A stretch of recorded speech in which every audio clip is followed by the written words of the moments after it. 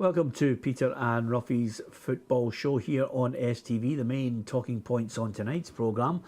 Ross McCormack and Paul Caddis are drafted into the Scotland squad as Stevie Naismith and Stephen Whittaker drop out of the team that's set to face the Czech Republic on Thursday. We'll look ahead to that international friendly, and we'll also look back over the weekend results across all four divisions in the SPFL. Alan Ruff is alongside me, Peter Martin, and as ever on Monday night, our boot-room guest is Gordon Smith. Well, there were a few results that certainly caught my eye. What about the Premiership, Ruffy?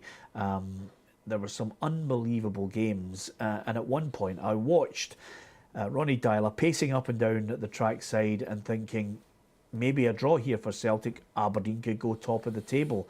In the end, it didn't materialise. There was a wonder goal from Rogic and Aberdeen blew it. Yep, another 30 seconds away from more heaped pressure on them because let's not kid ourselves on, there would have been.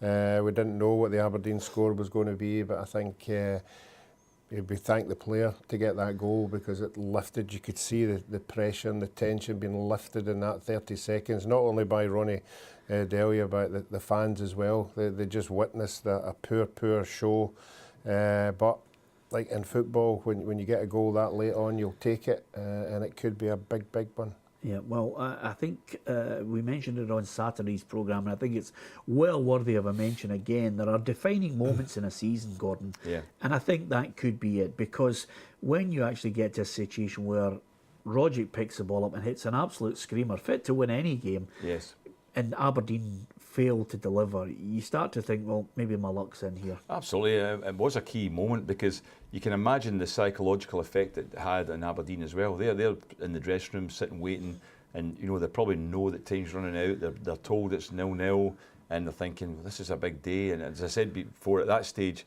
Derek McInnes wouldn't have needed any motivational chat about it. All he would say to players is, you know what can happen today if we win this game. Then the word must have come through that Celtic have scored a great goal. Last minute, they're suddenly thinking, oh, wait a minute, that's us now just having to win to catch up. And I think it had an effect because it certainly, although they led the game, they must have been a bit worried about it. I said at the time when it was 1-0, I said, I don't think that'll be enough because I know the threat that Motherwell have up front with the players they've got, McDonald, and they've got other players that can score goals as well. But I think that looking at it, I thought to myself, Aberdeen had a great opportunity to stay in front there, but once McDonald scored and then Moult got the second goal, you're thinking the psychological effect that must have had on them, and all of a sudden, now they're just playing catch up. Derek McInnes is trying to be positive about it, but I think a lot of people would see that as a key moment. Yeah, I think they've blown it, Ruffy. I mean, Celtic, and I'm reluctant to say, oh well, Celtic have got 8 games left, they've got a game in hand, so they'll automatically win that, because that's not a shoe-in with this Celtic side, but they do have a superior goal advantage as well, which I think, almost acts as an extra point for them. Yeah, I've said all along that top and bottom would be decided in the split. But I think when you get to the split, 7 points is too much to claw back. I think 4 points is possible. Obviously Aberdeen will be looking at Celtic have got to play Aberdeen and Hearts. If they weren't to win these 2 games, maybe. But I think if they can get to the split with 7 points clear of Aberdeen, I don't think Aberdeen will have any chance of catching them. Yeah, of course, still to play Motherwell, and Motherwell at the moment, I think Mark McGee has transformed them. Yeah, they got the breaks as well, Peter. I only saw the highlights, but Aberdeen had 3 or 4 really good chances to go 2-0 up. The goalkeeper had 3 really good saves to keep them in the game. But I think we all knew that of a weakness in the Aberdeen side, it was possibly the 2 centre halves, and the 2 goals they lost were diabolical. How Scott McDonald can jump as higher than the 2 centre halves and over the goalkeeper as well. I just can't believe how it happened. The second sending goal, off as well. The sending off was a key moment. I think the sending off one was just with Barry Robson. I don't know what he was thinking about there at all. But I think Aberdeen, unfortunately for them, we keep talking about goalkeepers. I think goalkeepers win you points. I think when they lost the boy back to Liverpool, I just thought he could have been a goalkeeper that could have won that game for them today. They've been losing goals that they weren't losing before, and I think he's a big miss for them. Yeah, blown it? Not quite yet, but certainly it's gone against them. I think that, you'd have to say Celtic become bigger favourites maybe than they were before because of what happened on Saturday. Okay, at the bottom end of the table, let's have a look at it, Ruffy, because Kilmarnock lost a late goal, and suddenly, beg your pardon, Dundee United at the bottom managed to come back and get themselves a point. Now, I must admit, there are a couple of points I want to talk about in this. I'm just grateful that I never put out a tweet saying game over 2-0 Dundee. but they came back. Yeah, lesson learned from you. But again, it's funny they say we're talking about the top of the league, but the exact same happened down the bottom. Kilmarnock played well. Kilmarnock should have taken something out of that game. I don't think Dundee United deserved them to take anything out of the game. They wouldn't have, obviously, if the goalkeeper hadn't been sent off. You would have thought Dundee would have seen it, but that just shows you the things that happen in these games as well. And Dundee United have got that wee rub of the green that still gives them that wee bit of belief. Yeah, you still think they'll beat the drop? Well, they've got Partick Thistle in their catch-up game, and as I said in the top, if they can hang on to 4 points, I think 4 points in the split with 15 points at stake is always catchable. Yeah, you think they can do it? Yeah, I do, yeah. Okay, that's fine. I just wanted to hear it once more from you. I'm not having and I agree with Mixu Patalainen. I like a bit of personality, and I love a noise up, Gordon. Yeah. So when Mixu Patalainen, and you'll be able to see the picture here, puts his hand behind his ears to give the Dundee fans pelters, I'm all for it. I thought it was great. I think that's okay. I think he made another gesture as well, though, that might have been a bit more provocative. And that's what you're worried about, because that's what the police react to. And the police I think that was a nick she had. An itch under his Just arm. under his arm. Just in his arms, a key area. But it is a situation that fans do get away with a lot of things that they shout and their reaction. But as soon as you respond to that, as we've seen before, look at the Rangers Halliday getting sent off at Capello. Because he did the same thing. To them he gestured as if to say all he did was wave his fist to say we've scored. Yes. And he's sent off because the players, you're not meant to. What they're worried about is you incite trouble in the crowd, and that's why I think Mixu will be pulled up. Yeah, listen, Mixu knows he's got a responsibility, but fans who complain after the manager does it, they make a complaint, Ruffy. I mean, give me peace. Yeah, give me peace as well. I would take it. Take whatever you're giving me, and the punishment. It was worth it. If I'm standing there and there's people behind me giving me pelters for 90 minutes and I get a chance to get back, I'll take the fine. It'd be worth it at the time, just to see their faces, to see how they're reacting. That's what I like about you, Ruffy. I'm taking the fine as well. They're always going to complain. Opposition fans will always think we can get him into trouble here. They're going to do it, aren't they? Yeah. You know what I mean? They're going to complain. Yeah, absolutely. Just before we hit the break, lads, Hearts, I just didn't see that coming. I mean, what's been happening with them, it's a crazy one. He did highlight, Ruffy, 3 young teenagers in the centre of defence, but you're not having any of that, are you? No, but when you're making team selection, you're coming up against, you think the 2 young boys are good enough to play, and let's be honest, if Hearts had won that game 3-0, he'd be talking up them. He'd be talking up, look at the youth we've got at the club, look at what's coming through. So you can have it both ways. The biggest problem with Hearts is, I think, is motivation's gone to a certain extent. I mean, what's the point of fighting for second spot? Doesn't do you any good. So they probably think we're not going to get any higher than we are. Yeah. They're not going to be caught. So I think that their motivation to keep the season going has dropped a bit. Well, forgive me for this, but it will do you something. It will do you some good if you finish higher with more points. You get more money. You get financially. There's a reward. Yeah, that's the only one. The club do. Yeah, absolutely. The club do, but the players don't necessarily get more money. Sometimes, actually, I've known players who get a bonus for finishing at a certain position in the league. They're not getting that written into the contracts, Ruffy. Not any of the clubs I was at.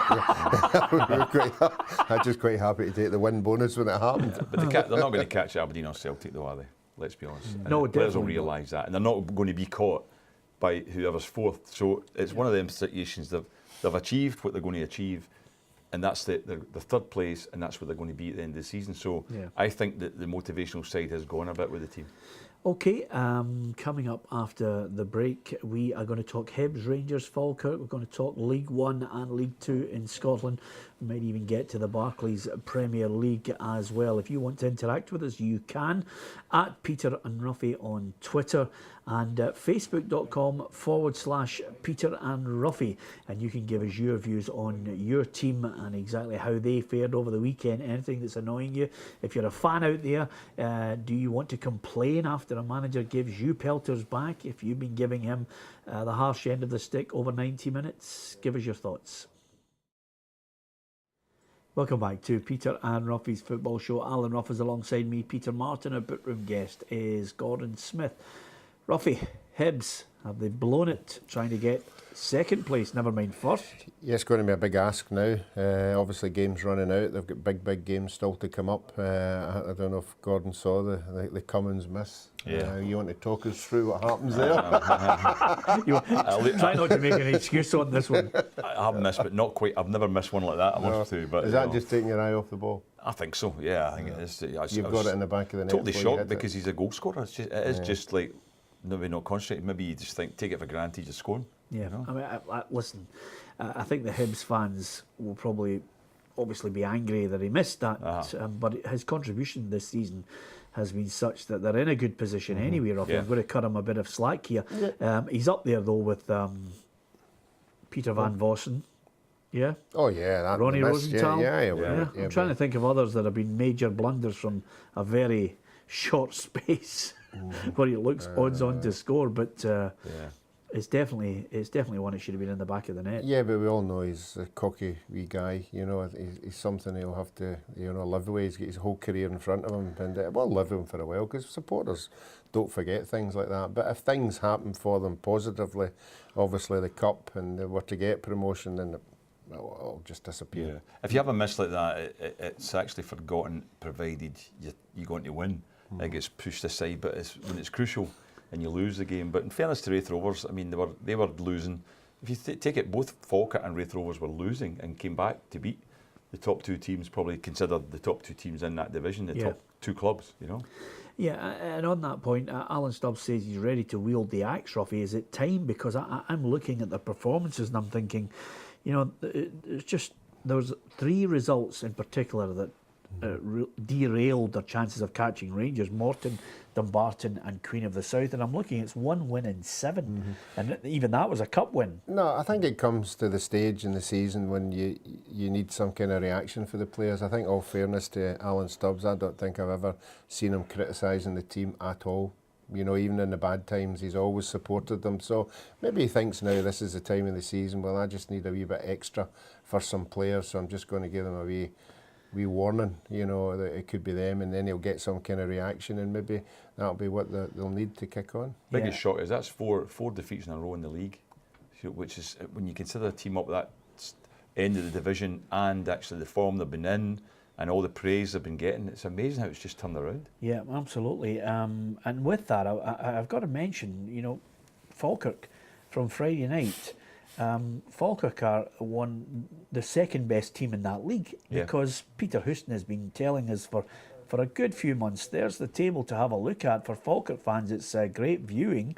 There you have them, second in the league, and I think they deserve tremendous praise because the manager has been saying second is a possibility. Definitely, and not just that, I mean, their goal difference is even better than Hibs. Okay, they've played 2 games more, but see, in terms of the resources that they have compared to the other two, I mean, the fact is the Rangers have got probably the best resources, but Hibs will have more. I mean, I remember Alan Stubbs making a reference to the fact Rangers get more resources. You could make the same reference to Falkirk and Hibs, compare them. Yeah. And there's no way they can compare because Falkirk don't have the money Hibs have got. But I think, Peter Houston's done a great job. Who scored the better goal of the weekend, Tom Rodgick or Blair Alston? Oh, I thought Alston was a great strike. I think everything opened up for Rodgick. I thought that just the way it came to him, and the pace of the flight of the ball, where he put it in the corner. I mean, the goalkeeper just knew he wasn't getting it. He didn't even dive for it. It just so happened so quickly. I think they're very hard to compare because they're 2 different types of goals, although both brilliantly struck. It's hard sometimes to hit the ball when you're actually running with it, moving with it, as Rodgick was. Yeah. But I've got to give a lot of credit because it was a half volley. hitting by Olsen, and it was perfection, really, wasn't it? It couldn't have been in a better spot than it was. Gave the keeper no chance, and it got them back in the game as well, which was crucial. The fact was they were 2-0 down at that point. Yeah, okay. You can have your own view on that at Peter and Ruffy on Twitter, facebook.com/Peter and Ruffy as well. There is indeed games involving championship sides tomorrow night. St Mirren are in action. Boy, they just edged it in a 5-goal thriller at the weekend. But again, it's good going. They're showing a bit of fight. They've got a tough one at home against Wraith Rovers tomorrow night. Yeah, I think if Alec had probably went in there a month earlier, they'd be maybe having their eye on that 4th spot. But obviously, he went in there to take them away for relegation. I think that they are right away from that now. And they'll be pushing. And I think Wraith Rovers look as if they're the team now that's going to get the 4th place. So if they were to take that scalp, who knows what happens in the run-in. Yep, okay.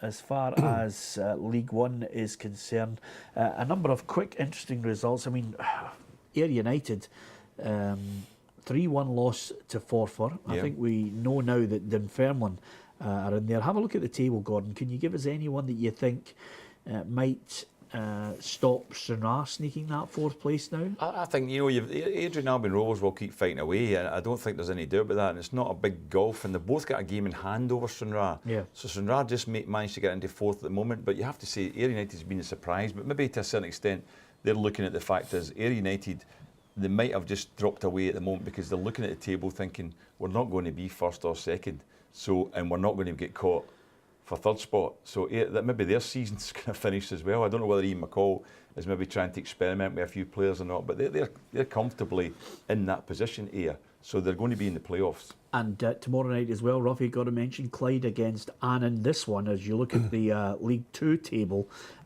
is all set up for Barry Ferguson to put a little bit of distance in between the two of them. Yeah, well, it's always good at this end of the season to go on a wee winning run, and that's what it looks like Clyde are doing just now. It's always good that you're winning games when the crunch games come up, because Annan fell right out of it there for a wee while, but they've dragged themselves back into it, so it's so tight there, even right up until the top. Yeah, okay. As far as this week's concerned, of course, there'll be no Premier League games because Scotland have an international friendly, first of all against the Czech Republic and then Denmark. I mentioned at the top of the programme, guys, Ross McCormack, Gordon Smith, drafted in because Stevie Naismith's dropped out, and Paul Caddis from Birmingham comes in at the expense of Stephen Whittaker, who's dropped out. Yeah, I was surprised. Paul Carrick's a good player. I thought maybe Wallace might have been pulled in from Rangers because Whittaker has been playing left back at times, but Yes. They have other obviously options there, and maybe Gordon Strachan's had Whittaker in as a right back option for this game. But I think that McCormack, I felt he would have been in the squad from the start because he is a top player down in England. There was Middlesbrough came in with I think it was a 9 or a 10 million bid for him in January there. So you're looking at a player there who is obviously regarded as being top class in the Championship. And I thought that in terms of his style of play, he would have fitted in well with the Scotland team, even as a sole central striker. Yeah. He can also play off the front. So maybe he'll get his chance in this game because, there are 2 squads going to be there. So he'll only be in one of the squads. But if he gets his chance, he might just take it. No surprise for me he's drafted in, Ruffy. His work rate is exceptional, as well as his goal-scoring talents. Yeah, when we when we hear Gordon talking about players that he wants to fit into the system he's playing, that is one of the criteria. So you've got to work your socks off, particularly if you're a lone striker up front, And I have to say that possibly one of the reasons why Jordan Rose hasn't been picked. I think Gordon's been in the press saying he just doesn't fit the style of play that we have, and that's against him. So he never got the call. So it's up to the boy McCormack to prove that he can fit into the system. Yeah. Did you like international friendly breaks? Yeah, I just love playing international football. Obviously coming from a smaller club, getting the chance to go away and meet the guys and the buzz that goes with it, and obviously pulling on a Scotland jersey is second to none, whether it's a friendly or not. Okay, just a footnote to the Barclays Premier League. Leicester now getting ever closer. Correct. And at the other end, rather worryingly for the Newcastle fans, Mike Ashley says he feels as if he's married to Newcastle and he'll still be with them even if they're relegated. Yeah, well, the interesting thing about that end of the table, when we spoke about it on Saturday, we said that's a great result for Norwich. That was a tremendous win that Norwich had at West Brom, and we said what they really would want from the game that was yesterday was a draw. between Sunderland and Newcastle, with neither one of them picking up the full points, I think. So Norwich are right in there at the moment fighting to stay in the league. But I think most people would probably want to see, Sunderland and Newcastle stay in the Premiership in England, because most people think, it's one of the great derbies of football, and they are Premiership teams, to be honest with you. Yeah, Villa's going down, Ruffy. Who else is joining them? Unfortunately, I still think Norwich, although they've got fighting qualities, I still think they'll be there right at the end. I think the relegation down there will be our last game. I think the excitement that always happens down in that Premiership will all be at the bottom this year. Yep, absolutely, with quite a lot of money at stake as well. Thanks to Gordon Smith for joining us on tonight's programme to look back over the weekend's football as well. Ruffy and myself will be back with you tomorrow night when the SFA's Jim Fleeting will be our guest, and we'll also have the draw for the semi-finals of the Junior Cup as well. So it's well worth watching the programme tomorrow if you can join us, 7 o'clock, STV Edinburgh and STV Glasgow. Good night.